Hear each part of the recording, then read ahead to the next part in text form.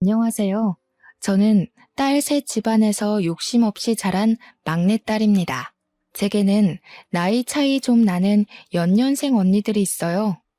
현재 저희는 다 결혼을 해서 각자의 가정을 꾸리고 있고 또 영영 등을 돌리게 된 사이이기도 하죠. 그래도 저희 가족은 다른 문제 있는 가족과 달리 나름 말썽 없이 잘 지내온 사이라고 생각했는데 사람 일은 정말로 모르는 거더라고요. 이미 각자 다른 가정이 생긴 시점에서 남보다도 못한 사이가 될 줄 누가 알았겠습니까? 언니들 집안과 연락을 안 하고 지낸 지 좀 되긴 했는데 그동안은 이사한다고 정신없이 지냈고 지금에서야 마음의 여유를 겨우 찾았거든요. 그래서 사연을 한번 써보려고 컴퓨터를 들락날락 했었네요. 제 이야기도 이런 곳에 올라갈 수 있는지는 모르겠습니다. 만약 유명한 곳이라면 어디선가 언니네 식구들이 들을 수도 있겠죠? 솔직히 제발 언니들 귀에 들어갔으면 좋겠다는 생각도 듭니다. 그렇다면 언니들도 자기네들이 그동안 어떤 사람으로 보였는지 깨우치고 반성할 테니까요. 반성할 거란 기대마저 제가 너무 많이 바라는 것일지도 모르겠네요. 지금부터 제가 하고자 하는 얘기를 들려드릴게요. 저의 집이 딸 셋만 있는 집안이라고 했지 않습니까?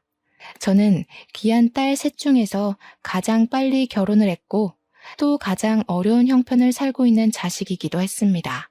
저보다 7, 8살 많은 큰언니와 작은언니는 연년생이었고 제가 태어나고 자라는 동안 둘은 이미 단짝 친구처럼 쿵짝이 잘 맞는 자매로 똘똘 뭉쳐 있었어요. 그렇다고 언니들이 제게 못살게 굴었다는 건 아니고요. 그냥 저한테 딱히 관심을 두지 않았어요. 그럴 만도 했죠. 언니 둘은 연년생이다 보니 서로 학교도 같이 다니고 사춘기도 같이 겪고 고민도 비슷했을 거 아니에요. 언니들이 걸어갔던 길을 다시 반복하고 있는 저는 언니들에게 항상 관심 받기였습니다. 그래도 제가 공부나 고민이 있으면 조언을 해주기도 했어요. 하지만 언니들과의 대화는 그 정도가 다였죠. 그럴 수밖에 없다는 걸 이해하기 때문에 저는 언니들에게 서운한 것도 딱히 없었습니다. 부모님 두 분도 언니들 신경 쓰느라 제게 크게 신경을 두지 않아서 저는 혼난 기억도 거의 없거든요.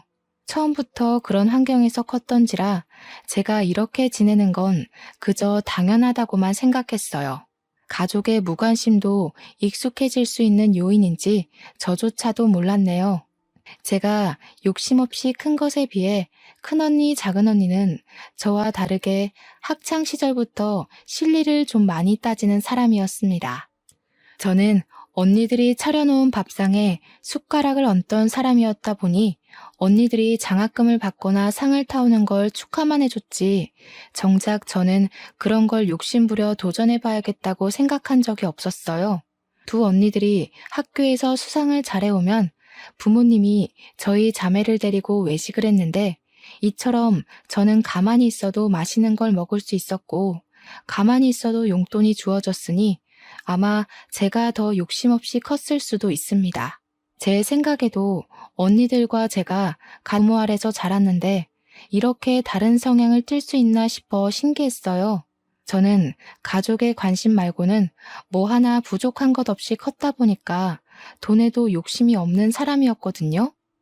그런데 언니들은 좀 달랐어요. 부모님과 외식하는 걸 좋아하는 저와 다르게 부모님이 주는 용돈에 집착을 많이 했었죠. 그리고 대학을 가면서 독립을 시작했을 때는 하고 싶은 쪽으로 전공을 선택하기보다는 돈이 되는 전공으로 진학까지 했어요. 그러면서 언니들은 제게도 한 번씩 조언을 해주었는데 돈 없으면 아무것도 못하는 게 이 세상이라고 부모님 꼴을 보라는 식으로 얘기를 했던 기억이 납니다.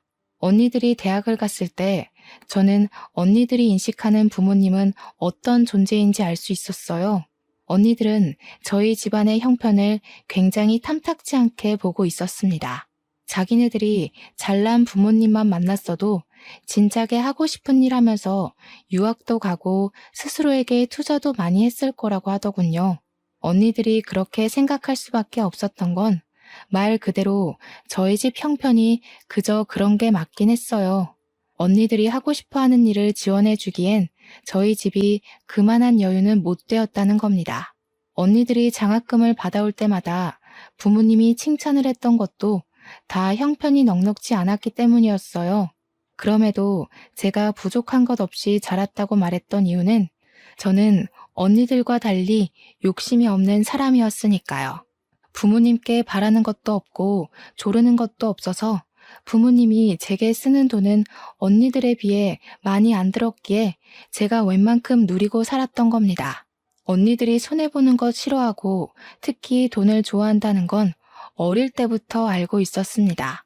하지만 그냥 그런 줄로만 알았어요. 부모님을 한심한 눈으로 보고 있을 줄은 전혀 몰랐습니다. 언니들이 독립하기 전 집을 떠날 때 그런 말을 하더군요. 공부 아무리 열심히 해도 저렇게밖에 못 산다고. 부모님처럼 개고생하며 살고 싶은 게 아니면 돈 많은 남자 잡거나 돈 잘 버는 곳에 뛰어들라고 말입니다. 그런데 그 중에 모순이었던 건 뭔 줄 아십니까? 그렇게 떠나는 언니들 손에는 부모님이 언니들한테 용돈하라고 쥐어준 통장이 있었다는 거예요. 언니들이 독립하던 당시 저는 고작 중학생이었습니다. 저는 언니들이 부모님을 욕하면서도 부모님의 도움을 거절하지 않는 게 이해되지 않았어요. 아빠는 저희가 너무 어릴 때 집을 나갔는데요. 서울 외곽에서 공장 돌리며 돈을 벌고 있었는데 공장이 워낙 바쁘다 보니 우리를 들여다볼 시간이 많이 없었거든요. 그래서 외식도 아빠가 돈을 보내줬기 때문에 하는 거였어요. 당연히 그렇게 잘 커가면서도 아빠 얼굴은 잘 못 봤습니다. 아마 제가 아빠를 마지막으로 봤던 때가 초등학생 때였을 겁니다. 아빠한테서 전화는 매일 오는데 그때마다 아빠는 언니들 안부를 좀 많이 물어봤어요. 아무래도 먼저 사회로 발딛는 자식들이 언니들이었으니까 걱정되는 마음에 그랬겠죠. 언니들은 둘만 있을 때 아빠 욕을 하다가도 아빠한테 전화가 오면 그렇게 좋아합니다. 아빠한테 애교를 부리면 용돈을 주거든요. 어쨌든 아빠가 저희에게 생활비를 꾸준히 보내주는 덕에 저희 자매는 저까지 포함해서 무사히 대학을 갈 수 있었던 거예요. 언니들이 지나치게 현실적이라서 괜히 문제를 일으킬 수 있다고 생각하실 수 있는데 사실은 그 반대였어요. 분란을 일으키는 사람은 늘 저였다는 겁니다. 언니들이 성적과 상금에 치열하게 도전할 때 저는 욕심이 너무 없어서 늘 친구들과 놀이터에서 놀았고 문방구에서 군것질을 했었거든요. 그럼에도 엄마는 제가 건강하게 자라주는 것만으로도 충분하다고 그리 간섭을 크게 하지 않았고 그래서 제가 언니들과 달리 마음 편하게 성장했던 것도 있습니다. 그런데 너무 마음이 해이했기 때문일까요? 사회가 얼마나 무서운지도 모르고 제가 덜컥 임신을 해버렸지 뭡니까? 네, 사고 친 거였어요. 대학 들어가고 남자친구가 생겼는데 그만 술 먹고 실수를 해버린 거죠. 당시만 해도 언니들도 아직 결혼 안 하고 빠르게 승진하면서 커리어를 쌓고 있던 때였거든요. 그런데 뭣도 아닌 제가 대학 졸업도 안 한 학생 신분으로 큰 사고를 친 거였어요. 그 때문에 처음으로 저희 집안에선 저 때문에 떠들썩했습니다. 제가 공부 안 하는 철부지였다고는 하지만 그렇게 막 부모님 등골 빼먹을 정도로 일탈을 한 적은 없었거든요. 그냥 위태롭게 줄타기를 하고 있었을 뿐인데 결국 제 길을 제대로 시작해보기도 전에 그 줄에서 떨어져 버린 셈이 된 거였어요. 그땐 아빠까지 집으로 와서 엄마랑 둘이 저를 많이 혼냈습니다. 제가 부모님께 진심으로 혼나본 것 또한 그날이 처음이었네요. 당시 제가 능력도 안 되는 마당이었지만 그래도 아이는 지우고 싶지 않았어요. 남편도 같이 키우길 원했기에 저희는 어쩔 수 없이 갑작스럽게 결혼식을 올려야만 했습니다. 그래도 한편으로 좋았던 건 아빠를 오랜만에 만날 수 있었다는 거예요. 제가 엄마도 좋아하지만 아빠를 무척 그리워했거든요. 아빠가 공식적으론 언니들만 챙기긴 했어도 뒤에서 저를 많이 보살펴줬어요. 용돈보다는 먹는 걸 좋아하는 제게 아빠가 개인적으로 문자를 남겨서 치킨 쿠폰을 보내줬는데 저는 그게 너무 좋았습니다. 사실 치킨 쿠폰을 좋아했다기보단 저를 신경 써주는 아빠의 관심이 좋았던 건데 아빠한텐 제가 치킨에 환장하는 딸로 비쳤을 수도 있겠네요. 아빠는 유리 공장을 운영하는 사람이에요. 일 때문에 제 결혼식 날까지 조금 지각을 했었거든요. 깔끔한 정장을 입었음에도 공장 열 때문에 피부가 많이 꾀지지한 상태로 왔더라고요. 다들 처음에는 우리 아빠인지 몰라봐서 아빠가 신부 대기실을 기웃거리자 불편한 시선으로 힐끔거렸어요. 뒤늦게 알아본 저희 자매가 나서서 아빠를 반겼더니 그제야 사람들도 아빠를 대접해줬습니다. 아빠는 공장이 성공적으로 돌아가는지 축의금을 정말 거하게 줬어요. 그것뿐만 아니라 그날까지도 저희에게 용돈을 따로 크게 챙겨줬죠. 말론 그동안 못 챙겨준 용돈 한꺼번에 몰아주는 거라며 빼지 말라고 받으라 하더라고요. 저는 아빠 손을 잡고 결혼할 수 있다는 것만이 기뻤는데 언니들은 무엇보다 용돈에 기뻤나 봅니다. 받자마자 뒤돌아서 금액이 똑같이 들었는지 확인하더라고요. 아빠는 그걸 지켜보면서 그저 언니들을 귀엽게만 봤어요. 저는 언니들이 부모님을 어떻게 생각하는지 중학교 때부터 알았기 때문에 언니들이 용돈에만 혈안이 되어 있는 모습이 그리 마음에 들진 않았습니다. 그렇다고 어떻게 잔소리를 덧붙이진 못했어요. 저보다 한참 언니들이잖아요. 저보다 세월을 먼저 앞서간 사람들이니 어련히 잘해먹고 잘 살겠지 생각했죠. 그렇게 사고를 쳐서 일찍 결혼을 하게 되었지만 저는 정말 잘 살았습니다. 남편 되는 사람도 일반 회사에서 성실하게 일하는 사원이었는데 봉급이 높은 건 아니었지만 그래도 저희 부부는 서로 아껴 쓰며 친정집에 합가하여 잘 지냈어요.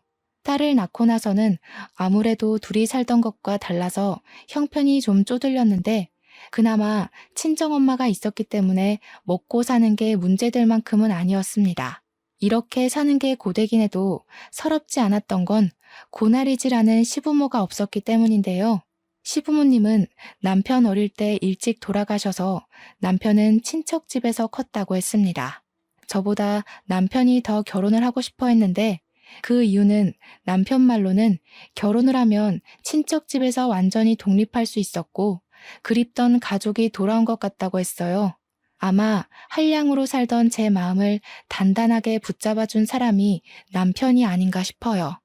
부모님이랑 언니들도 저에게 이렇게까지 가정에 대한 책임감을 갖도록 만들어주진 못했는데 남편의 진심을 통해서 저는 아이와 남편에게 최선을 다하는 가족이 될 거라고 다짐했거든요.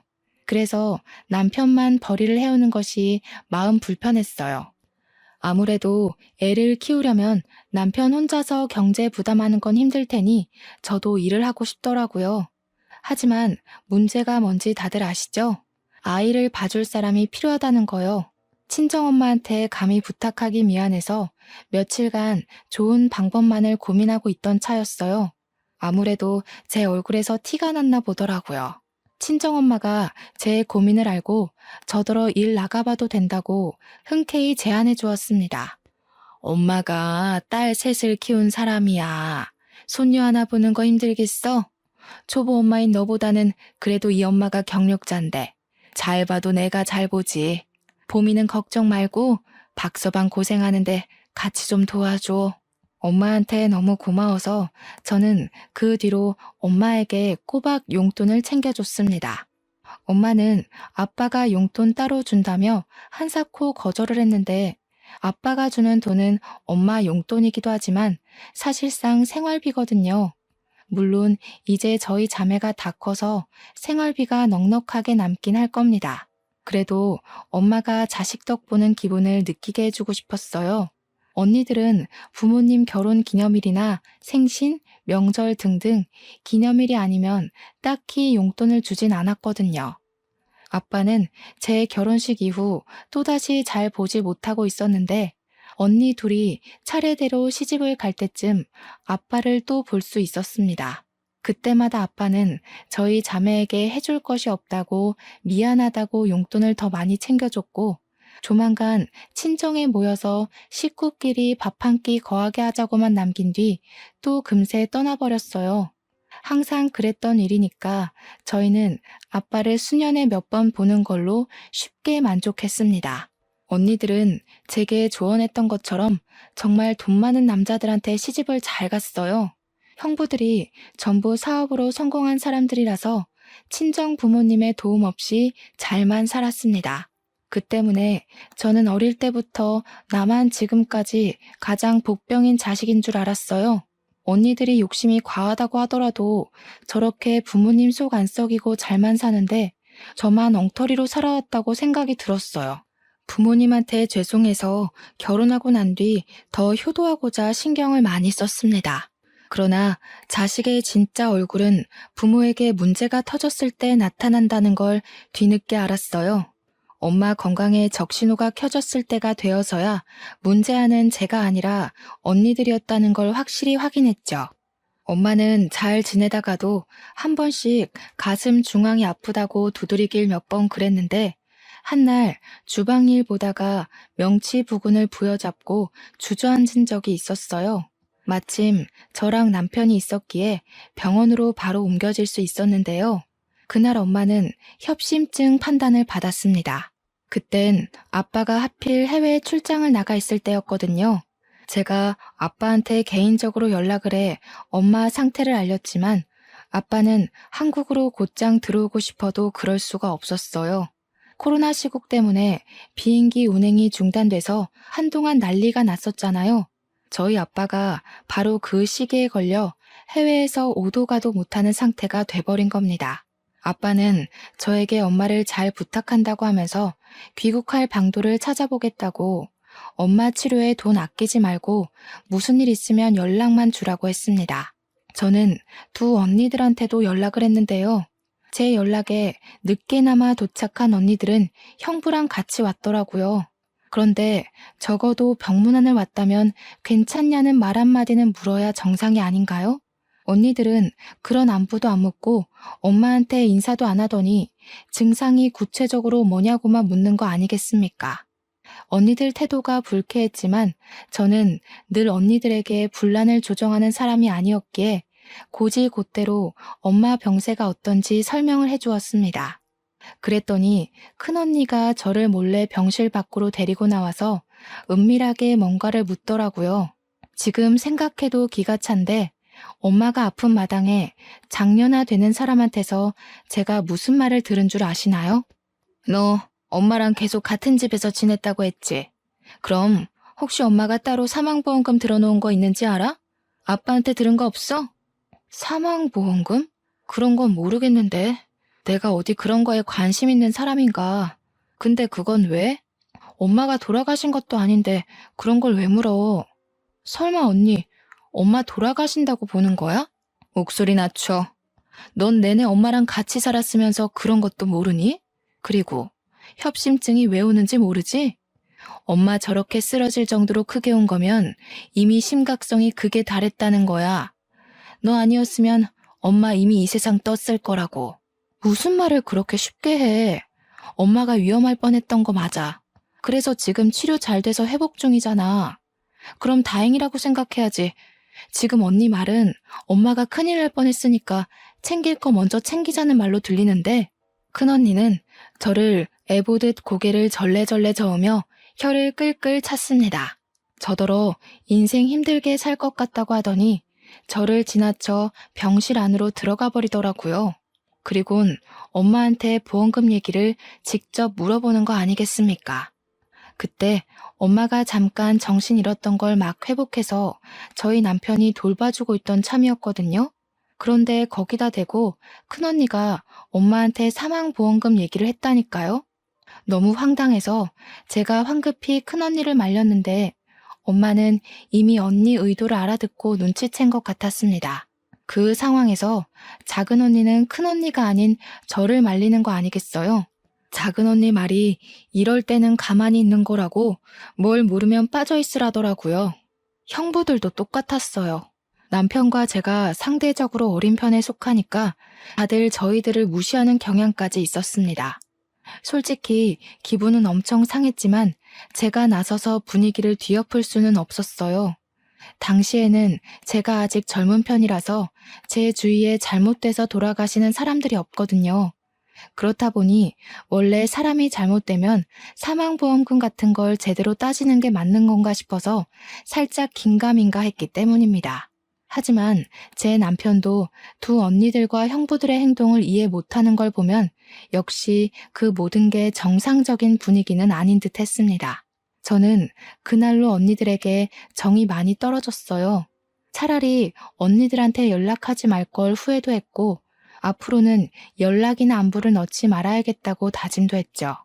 엄마는 입원이 불가피할 정도의 상태였기 때문에 치료를 위해서 입원을 해야만 했습니다. 저는 엄마를 간병도 해야 되고 아이도 봐야 해서 어쩔 수 없이 일을 그만둬야 했어요. 최대한 제가 엄마 옆에 있을 거지만 그래도 아직 우리 딸이 아기다 보니까 아이를 하루 종일 병원에 둘 수 없잖아요. 엄마도 아이 때문에 마음이 불편하다고 해서 저는 할 수 없이 언니들한테 연락을 해야 했습니다. 웬만하면 언니들한테 엄마를 부탁하고 싶진 않았는데 간병인에 돈 쓰지 말라는 엄마 말 때문에 다른 방법이 없어서 결국 연락했어요. 같이 서울에 있는 언니들한테 전화해서 순번 돌아가며 엄마를 간병하자고 했습니다. 형부들 믿고 주부로만 놀고 먹던 언니들은 흔쾌히 알겠다고 하더라고요. 사람 속이 그리 쉽게 변하는 게 아닌데 언니들이 쉽게 수긍하는 바람에 제가 아주 잠시 언니들에게 기대를 했었네요. 언니들은 병실에 와서 엄마 얼굴 한번 보고 휴대폰만 하다가 1시간 만에 쌩 돌아가 버리곤 했대요. 이 사실도 엄마가 얼렁뚱땅 말해줘서 심증만 있었는데 우연찮게 제가 병실 들릴 일이 있어서 갔다가 직접 언니들의 나태를 목격했습니다. 그때 제가 작은 언니를 붙잡고 어디 가냐고 물어봤던 걸로 기억나요. 저녁 먹는 시간까지 엄마 곁에 있어줘야 하는데 언니가 오후 2, 3시쯤 병실을 나가더라고요. 제가 붙잡았을 때는 당황하기는커녕 오히려 뻔뻔하게 저더러 잘 왔다고 엄마 좀 봐달라는 거 있죠. 형부들 사업 도와야 된다고 길게 자리를 비울 수 없다네요. 학교 다닐 때는 부모님한테 그렇게 칭찬받으려고 악착같이 상 받아오고 상금 타오던 언니들이 이제 자기들만의 목표를 달성했다고 생각한 건지 돈 많은 형부들에게 시집가고부터는 거의 친정의 발길을 끈다시피 살았어요. 엄마 간병하는 것만 봐도 자식 같지도 않았다니까요. 제 자식들도 아닌데 보면 제가 다 서운하더라고요. 참다 못한 제가 홧김에 엄마한테 언니들 욕을 하면 엄마는 그저 괜찮다면서 요즘 사람들 바쁜 거 모르냐고 다 포용하는 거 아니겠습니까? 부모님이 가만히 계신데 제가 괜히 나서서 뭐 하겠어요? 언니들처럼 배경 좋은 집에 시집을 간 것도 아니고 함부로 누굴 덤빌 만큼 돈이 있는 것도 아닌걸요. 저는 언니들 간병 태도를 알고 나선 언니들에게 오지 말라고 했습니다. 언니들이 얼씨구나 좋아하더군요. 그리곤 엄마 간병은 오로지 저 혼자 해냈어요. 남편 퇴근할 때까지만 제가 아이를 보고 있다가 남편이 오면 병원에 들려 아이를 데려가는 걸로 했습니다. 그렇게 저는 밤늦게까지 엄마 옆에 있다가 아침 일찍 다시 병원으로 출근을 하길 반복했어요. 언니들이 가끔 엄마 어떠냐고 문자가 왔는데 언니들한테 여전히 화가 났지만 그 분을 삭히면서 최대한 엄마 앞에서는 괜찮은 척을 했습니다.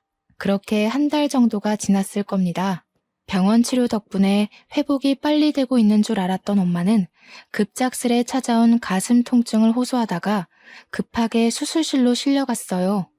하필 새벽이었던지라 저와 남편이 자다 일어나서 애를 안고 병원을 뛰어갔었거든요. 그런데 그게 엄마와의 마지막 모습이 될 줄은 꿈에도 몰랐어요. 저에겐 살아온 인생들 중 가장 힘들었던 날이기도 했고 최대의 고비였다고도 말할 수 있어요.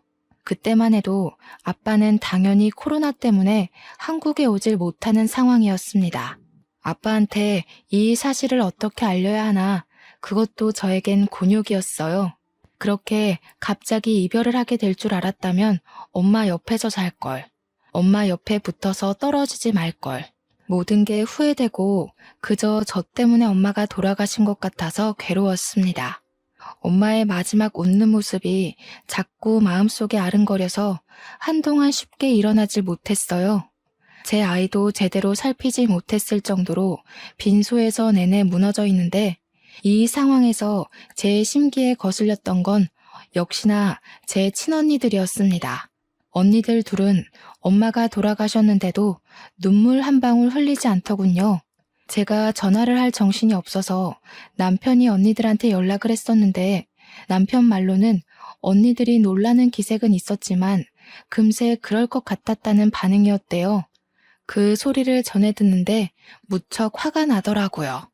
심지어 언니들이 조무객 드릴 떡을 먹으며 떠들다가 엄마 사진 앞에 앉아있는 저한테까지 와서 엉뚱한 소리를 해댔습니다. 지금 너 살고 있는 집 명의 엄마 거 맞니? 내가 사망보험금은 따로 알아봤는데 수익자가 아빠 이름으로 돼 있더라고. 왜 그렇게 해놨는지 몰라. 다른 집 부모님들은 항상 자식 생각 먼저라던데. 우리 부모님은 돈에 대해선 꽁꽁 숨기려 해서 탈이야. 엄마가 돌아가신 날이었습니다. 눈앞에는 엄마가 웃고 있는 영정사진이 있었고요. 그 앞에서 울고 있는 제게 이런 말을 해대는 언니들을 이해할 수 있으신가요? 어떻게 친자식이라는 사람들이 엄마가 돌아가셨는데 재산만 따질 수가 있죠? 그때부턴 언니들에게 화가 나는 걸 떠나서 언니들이 정말 사람처럼 안 보이더라고요. 그날은 매번 가정 불화를 피했던 제가 난생 처음으로 언니들한테 대든 날이기도 했습니다. 지금 모르는 사람이 돌아가셨어? 우리 엄마가 돌아가신 거야. 이 상황에 재산 얘기가 하고 싶어.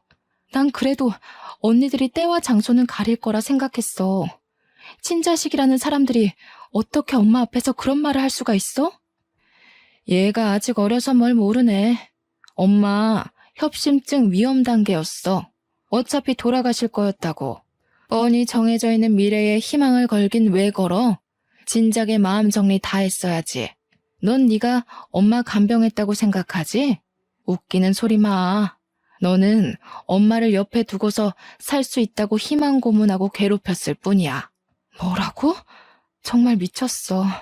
미치지 않고서야 엄마한테 그런 소리를 할 수가 없지. 엄마 아빠가 언니들한테 드린 공력이 아까워. 어떻게 이 상황에서 돈 얘기가 먼저일 수 있는 거야? 진작에 마음 정리를 했어야 했다고. 그래서 언니들은 버젓이 살아있는 엄마 정리하고 돈 빼낼 궁리만 했니? 아, 시끄러워. 알려주기 싫으면 말아. 귀찮게 아빠랑 의논하게 생겼네.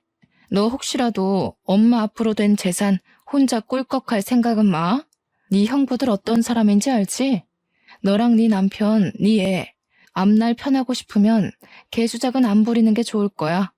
그날 큰언니와 제가 대판 싸움을 벌였는데 주변 사람들도 죽은 사람 앞에 두고 이런 싸움을 벌이고 있는 게 믿기지 않았는지 입을 싹 다물고 있더라고요. 그건 사람들 신경 돌리는 데만 집중하고 있는 작은 언니와 형부들도 마찬가지였습니다. 저는 엄마 장례를 치르는 3일 내리 혼자인 기분이었어요.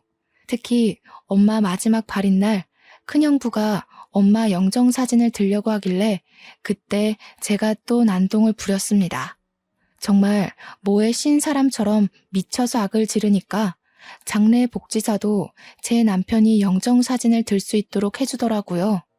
남편마저 없었다면 우리 엄마 가는 길이 너무 불쌍해서 제가 견디지 못하고 혼절했을 겁니다. 실리를 따지는 순간 언니들처럼 저렇게 밑바닥이 된다는 사실, 그걸 가족을 보고 깨우쳤다는 게 정말 속상한 일이지 않습니까? 그 길로 저는 친언니들을 제 삶에서 완전히 배제했습니다. 물론 친언니들도 제게 따로 연락을 안 하긴 했어요. 엄마랑 살던 집이 아빠 명의로 되어 있는 걸 알고 더 연락을 안 하는 것 같더라고요. 참 징한 사람들이죠. 형부들이 사업 잘해서 명품을 그렇게 휘두르고 다니면서도 콩고물 같은 친정 재산까지 탐을 내는 것 좀 보세요.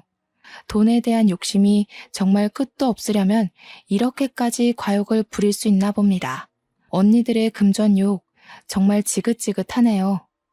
아빠한테 엄마에 대한 소식을 알리는 것도 정말 힘들었어요. 제가 엄마의 죽음을 제 탓했던 것처럼 아빠도 자책을 많이 했어요. 자신 때문에 엄마가 홀로 고생 많이 해서 그런 거라고 엄마 가는 길을 지켜주지 못해 괴로워하셨습니다. 야속하게도 시간은 생각보다 빠르게 흘러갔는데요. 저는 엄마 없는 집에서 엄마 생각을 하며 적적하게 1년 정도 보냈습니다. 어느 날 뉴스를 보니 몇 군데는 비행기 운행이 가능하다는 소식이 들려오더군요. 아빠도 귀국했는지 궁금해서 지난주까지 주고받던 연락을 한 번 더 넣었어요. 다행히 아빠가 귀국을 했다고 하더라고요. 조만간 집에 들르겠다고 했는데 그 연락이 끊기고 나서 일주일 뒤에 아빠가 집을 찾아왔습니다. 그런데 말이에요. 아빠 몰골이 완전 말이 아닌 거 있죠? 아빠가 아빠 입으로 신원을 증명해주지 않았다면 그냥 동네 거지가 초인종을 눌렀다고 생각했을 정도였습니다. 그만큼 아빠는 노숙인 몰골로 집 앞에 서 있었어요. 아빠, 도대체 무슨 일이 있었던 거예요? 어쩌다가 이런 고생을, 추운데 옷까지 얇게 입으시고, 일단 들어오세요. 들어와서 얘기해요. 시기가 겨울이었는데 저희 동네가 유독 바람이 많이 도는 곳이라서 더 추웠거든요. 그런데 아빠는 누더기 같은 티셔츠만 입고 있고 겉옷은 안 입고 있더라고요. 감기라도 걸릴까봐 얼마나 걱정이 되던지. 얼른 따뜻한 곳으로 모셔야 될 것 같아서 아빠 손을 잡고 안으로 안내했습니다. 보일러를 후끈후끈하게 틀고 따뜻한 차를 준비했어요. 아빠의 얼음장 같은 몸이 좀 풀릴 때까지 저와 남편은 지극정성으로 아빠를 살폈고 이제 3살인 제 딸 눈에도 우리 아빠가 추워 보였는지 가지고 놀던 담요를 들고 와서 아빠한테 덮어주더라고요. 아빠는 제 딸이 걸음마도 못할 때 2번 정도 보고는 오랜만에 보는 거였어요. 아빠가 제 딸한테서 눈을 못 떼는 거 있죠? 예봄이가 참 많이 컸구나. 어쩜 너 어릴 때랑 이렇게 똑 닮았니? 네 엄마가 예봄이를 많이 안아줬다지? 아이고, 이 할아비도 우리 손녀 좀 안아봐도 될까? 제 딸의 할아버지 되는 입장으로서 손녀를 안아보는 건 당연하다고 보는데 아빠는 마치 허락 없이는 제 딸에게 손을 못 댈 것처럼 조심하더라고요. 제가 당연히 된다고 무슨 그런 말을 하냐고 했더니 아빠가 너털하게 웃으면서 제 딸을 안아보았어요. 딸 입장에선 한 번도 본 적 없는 할아버지가 낯설었을 텐데도 마치 원래 알던 사이처럼 친근하게 안기는 거 있죠? 저희 부부야 괜찮지만 솔직히 딸에겐 아빠의 키키한 냄새가 후각을 찔렀을 텐데도 딸은 아랑곳 않고 아빠 휴대폰에 달린 장식고리를 갖고 놀더라고요. 아빠가 제 딸을 안고 있는 모습을 보니 엄마가 겹쳐 보여 괜스레 마음이 찡 울렸습니다. 그보다 얼굴 못 본 세월 동안 아빠한테 대체 무슨 일이 있었던 건지 무척 걱정이 되었어요. 아빠, 무슨 일이 있었는지 저희한테 말해줄 수 있어요? 저희는 당연히 아빠가 공장 때문에 바쁘게 지내는 줄만 알고 있었는데 그게 아니었던 거예요? 아무래도 시국이 이렇다 보니 내가 운영하던 공장도 문을 닫게 되었어. 어떻게 해결해 보려고 해외까지 나갔더니 그게 이렇게까지 발목을 잡힐 줄 몰랐네. 해결도 못하고 그만 개털이 되어버렸지 뭐야. 세상에, 고생 많았겠어요. 아빠가 그렇게 고생하고 계시는 줄도 모르고 저희는 저희 사느라 바빴네요. 엄마가 아빠 정말 보고 싶어 했는데 아빠 힘든 거 아셨다면 엄마도 걱정 많이 했겠죠? 그래서 내가 더 말 못했어. 정말 아빠로서 면목이 없구나. 딸아 정말 미안하지만 내가 지금 가진 것이 하나도 없다. 당장 갈 곳도 없어서 그러는데 나 좀 걷어줄 수 있겠니? 제가 자식인데도 불구하고 조심스레 눈치 보며 묻는 아빠의 말이 너무 가슴 아프게 박혔습니다. 아빠는 항상 우리를 위해서 거의 반평생을 타지에서 고생하느라 가족과 시간도 못 보냈고 또 엄마 돌아가시는 길도 못 봤지 않습니까? 제가 아빠 입장을 대신 생각해도 이렇게나 속상한데 정작 아빠는 혼자서 얼마나 괴로웠을까 싶더라고요. 아빠, 그게 무슨 말이에요? 당연히 우리가 모셔야 마땅한 거지. 더 이상 일할 생각은 말고 앞으로는 푹 쉬어요. 저희가 일하면 되니까 걱정 마시고요. 제 말에 남편도 흔쾌히 동의하면서 아빠가 자신 때문에 눈치 보지 않도록 계속해서 아빠를 위로해 주었습니다. 그러자 아빠가 한동안 말이 없더니 갑자기 흐느끼기 시작하더라고요. 딸이 아빠 얼굴에 손을 깔짝깔짝 대면서 눈물을 닦아주었고 남편은 얼른 휴지를 가져와서 아빠한테 드렸어요. 아빠는 남편에게 고맙다고 하면서 뒤이어 갑자기 눈물을 보인 이유를 말해주었는데요. 그 사실이 제 인생을 바꿨고 당혹스러운 충격을 안겨주었습니다. 내가 너희 집에 오기 전에 하루 이틀 간격으로 큰애랑 둘째 집에 들렀다가 왔다. 그런데 그 녀석들 둘 다 거짓골이 된 나를 모른 채 하더구나. 그러니까 아빠 말씀은 아빠가 귀국했다는 소식을 연락받은 큰언니가 아빠가 집을 당도했을 때 엄청 반기면서 문을 열었대요.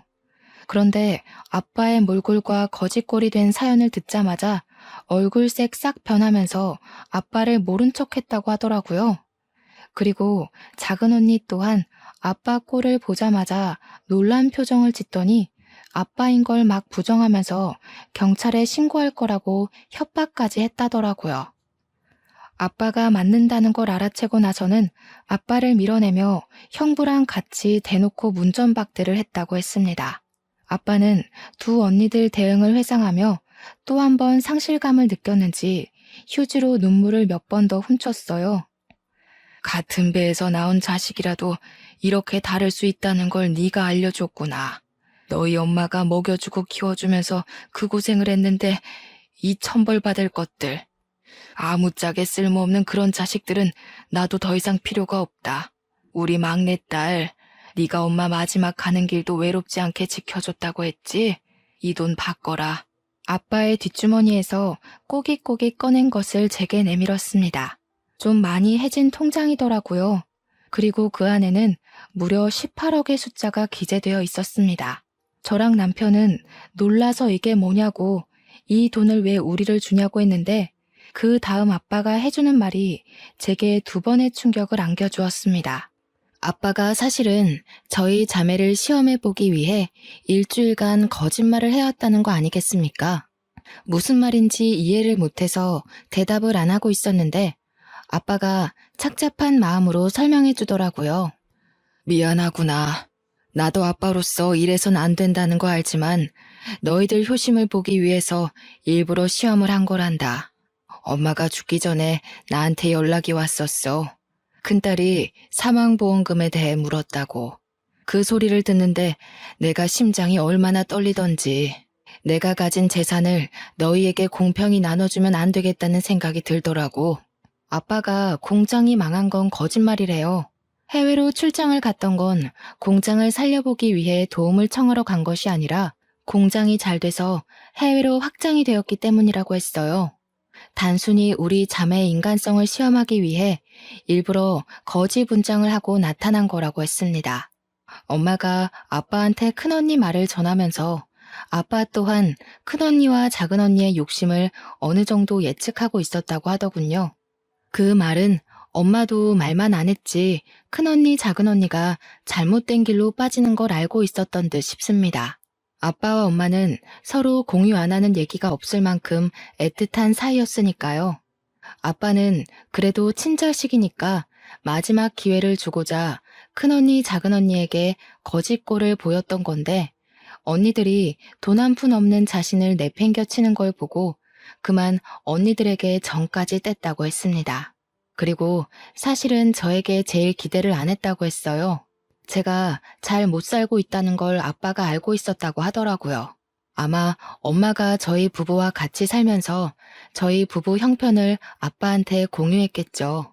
그래서 아빠는 형편 힘든 저에겐 시험을 해보지 않으려고 했대요. 그럼에도 저희 집에 거짓골로 나타났던 이유는 어디 들리지를 못해서 그대로 저희 집을 찾았던 거래요.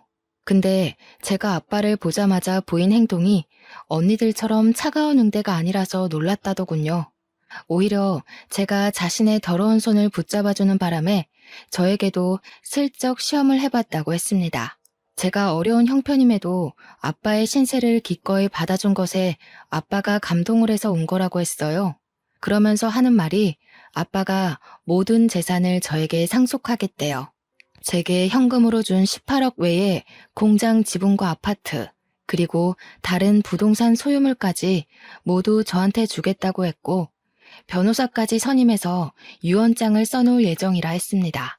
도대체 이게 무슨 일인지 너무 얼떨떨해서 아무 말도 못하고 있다가 일단은 아빠가 씻고 식사를 하는 게 좋을 것 같아서 남편이 나가서 소고기를 좀 사오고 저는 아빠의 목욕물을 받았습니다. 그날로 아빠는 우리랑 함께 지내게 되었어요. 아빠가 이제 공장에는 대신 관리해주는 부대표가 있어서 자신이 굳이 매일 방문 안 해도 된다고 하더라고요. 그래서 아빠는 주말에만 공장에 가보고 평일에는 우리 딸 어린이집 등 하원을 직접 맡아주시고 딸이랑 놀이터 데이트하면서 그동안 못 즐긴 여가 시간을 보냈어요. 저희는 이사를 가지도 않았습니다. 굳이 필요성을 못 느꼈어요. 아빠까지 내 식구 살기에 그 아파트가 좁은 게 아니었거든요. 웬만하면 엄마의 흔적이 묻어있는 이 집을 떠나고 싶지 않았어요. 그런데 어쩔 수 없이 저희를 뜨게 만든 일이 생기고 말았지 뭡니까. 아빠가 거지 분장을 했었단 사실과 재산 상속 사실을 뒤늦게 알게 된 큰언니와 작은언니가 저희 집을 찾아온 거 아니겠습니까?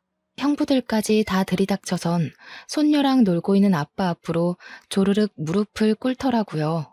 아빠, 정말 너무하셨어요. 어떻게 저희랑 상의 한번 안 하고 막내한테 전부 재산을 상속할 수가 있어요? 아빠가 상처받았다는 거 이해해요. 그래서 잘못했다고 비는 거니까 제발 상속 문제는 다시 의논해요. 네? 뭐가 잘못됐는지도 모르고 또 돈 문제로 유난이구나. 집안에 장녀가 이 모양이니 내가 어디 쪽팔려서 딸 셋이라고 자랑을 할 수가 있나.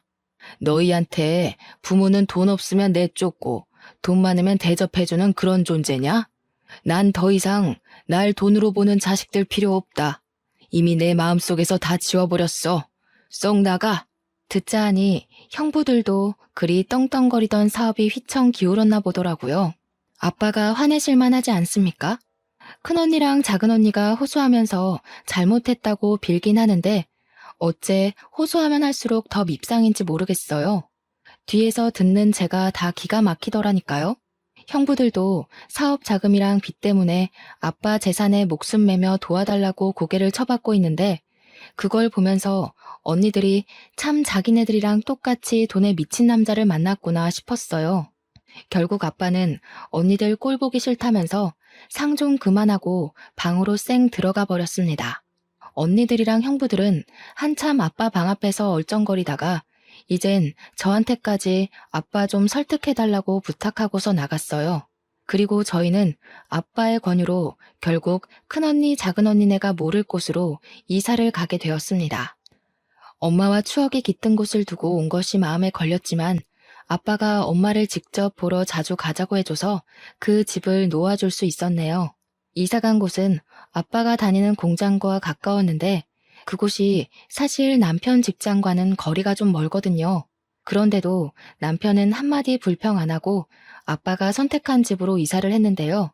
아빠가 그쪽으로 이사간 이유가 다 있더라고요. 자네, 나랑 같이 공장 일 해보지 않겠나? 내가 이제 슬슬 건강에 신경 써야 될 나이잖아. 우리 딸이랑 같이 공장 인계 받으면 좋을 것 같은데. 어떤가? 예? 제가 어떻게 그 큰일을... 전 그리 그릇이 큰 사람 아닙니다, 장인어른. 혹시라도 제가 했다가 공장 잘못되면 저 책임질 능력도 못 돼요. 처음엔 남편이 공장 규모에 놀라서 대표 인계를 마다했는데 아빠가 성실함만 갖추고 있다면 누구나 할 수 있는 일이라고. 아빠가 본 사람들 중 제 남편이 제일 성실하다면서 용기를 주어서 그 제안을 받게 되었습니다. 남편은 아빠한테 너무 감사하다고 눈물을 흘렸어요. 현재 남편은 아빠와 같이 공장으로 출퇴근하면서 인수인계 받는 중입니다. 아빠는 정말 남편한테 공장 대표를 온전히 떠맡길 생각으로 정말 꼼꼼하게 가르치고 있어요. 남편이 힘든 내색 안 하고 잘 따라주는 게 얼마나 자랑스러운지 모릅니다. 저는 딸이 좀 더 크면 뒤이어 배워볼 생각이에요. 아마 이대로라면 자식이 2명, 3명 있더라도 무리 없이 키울 수 있을 여건이 될 것 같아요. 이게 다 저의 위대한 아빠 덕분이겠죠. 저희 자매 중 가장 가난했던 제가 한순간에 대박 부자가 된 셈이니 정말 남부럽지 않게 아이를 키워볼 생각입니다. 아빠도 손녀가 못하는 것 없이 다 누리며 크길 바라시더라고요. 그러면서 저보고도 과거에 형편 어려워서 못 해봤던 것들 다 해보라고 꼬박 용돈도 주시는 거 있죠. 모든 게 행복하고 좋은데 이런 자리에 엄마가 함께 있었다면 더 좋았겠다 싶어 아쉽지 뭐예요. 엄마도 하늘 위에서 저희처럼 마음 편히 즐기고 계실 거라 믿습니다. 그리고 언니들이랑 형부는 제가 몰라 그 동네 찾아가서 소식을 들었는데 아파트 살 능력이 못 돼서 어디로 이사를 간 것 같더라. 언니네 집 둘 다 우편함에는 밀린 관리비가 잔뜩 쌓여 있었어요. 그리고 작은 언니 우편함에는 상간녀 소송장까지 날라와 있었습니다.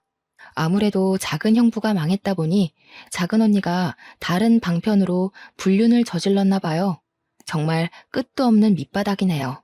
아빠 말대로 저희가 같은 엄마 배에서 나온 게 맞나 싶습니다. 그나마 가족이기 때문에 이만큼 관계를 끌고 왔던 거지 남이었다면 애초에 얼굴조차 마주할 일 없었을 사람이에요.